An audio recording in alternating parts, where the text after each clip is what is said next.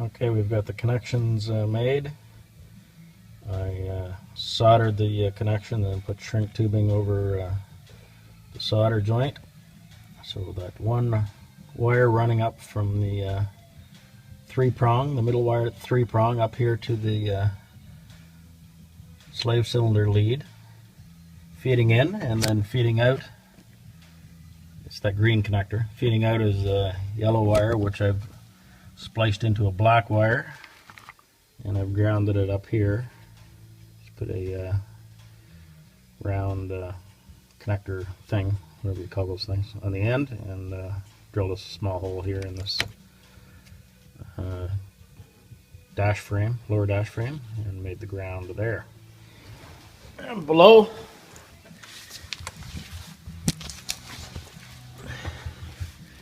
same thing. So that's the middle wire that was on that three-prong connector. Soldered a connection. It's leading up the firewall and into the cab.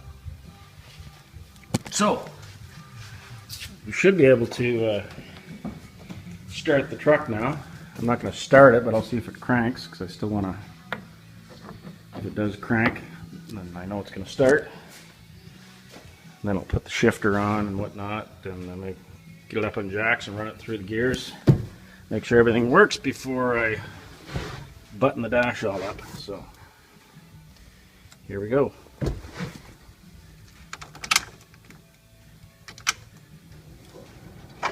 So, without destroying any wires here, because I'll hang it all over the place for now. I put the clutch in. It should activate that switch, and I should be able to crank it over. Make sure it's in neutral, and it's in neutral.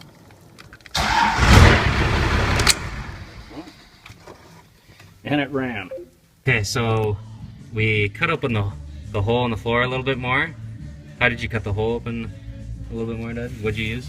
We've got this CV joint boot that we bought to serve as the boot for the bottom of the shifter here. So I just took the base of the boot and a Sharpie, drew a circle around it to make sure we could get the boot through there. And then I used tin snips and just snipped a little bit at a time until it was... okay. And then you put on, what paint is that? You just put on like just some primer or some something? tram-clad rust paint. Just Some paint around the bare metal on top and bottom to make sure that doesn't rust. So this boot's going to get clamped on the lid, and then there's the bottom boot for the cab that goes on there, and then the top trim boot for your shifter goes there on top of that. So this will screw into the floor, and then that screws onto this, because that has a hard base. If you want the part number for that, just comment, and then we'll get you the part number for that. That's just a CV joint boot, because they don't make replacement boots for that. Okay, so in order to attach this boot to the top plate, I used 2 large zip ties attached to each other, and then pulled really hard with a pair of pliers, and that should seal around the lid pretty well enough. Alright, we've made all the connections, and the gear shift is on. Haven't put the dash together or the seat back in the truck. Need to run it through the gears to make sure it actually works, and it's a 5-speed. So we're going to run it through 5 forward gears and 1 reverse gear, and make sure all is good.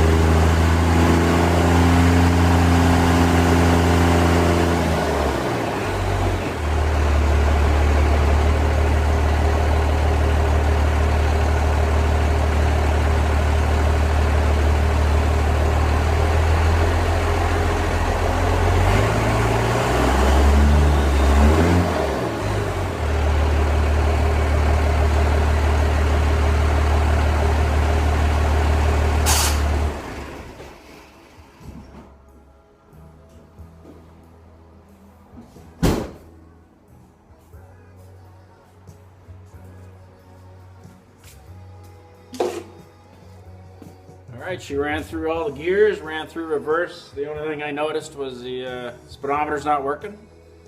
And I tried the cruise once it was up in 5th gear and the cruise wasn't working. So a little bit of more troubleshooting to do. Okay, I ordered a few new parts here. Since we didn't have pedal pads for the pedals, got a set of reproduction pedal pads, and you can get these on eBay. And we'll see how they look compared to the other pedal pads. They look like they're factory. And then I also got new parking light lenses. These come as a full housing. I got these from Gino's garage, since my other ones are starting to get all ratty and there's a crack in one of them. So I got a new set of those. And we'll put those on. They're not required. Okay, I put the new pedal pads on. They look pretty nice. Very pleased. So we've got the lower boot here, and we're gonna screw it to the floor. I put it in place and marked it with a marker, Sharpie, and then we're just gonna use self-tapping screws. There's the 4 marks, and then screw that to the floor. Just cleaning up this little bit of rat's nest wiring down here on the bottom below the steering column by the pedals and up at the steering column. Then I'm going to put the dash back together, and then we'll put the carpet back in and all the boots on. Okay, the dash bezel's back in. Now we're going to put the carpet in and the bench seat back in. Alright, so we got the carpet back in and these boots back on. What we did was put the lower boot underneath the carpet on each of these shift levers, and then we put the upper boots on. Kind of a pain in the butt to get through the carpet for these, but we got them both on. And there's the final trimmed out product. So now we're going to put the bench seat back in and go for a test ride. Okay, so the bench seat's back in. Transmission's been swapped. Levers are in. Pedals are in. Everything's done. And we're ready for a test drive. So, you ready for a test drive? Yeah, we'll be shortly. So we'll see if it works. And then be back to your truck and some of that stuff, right? I put in those new signal or parking light lenses there. While I'm at it, I'm gonna have to redo these ones at a different time. I'm probably just gonna paint those like a grayish, factory gray. So we're gonna go for a test ride. All right, here's the first drive. What gear are we in? 3.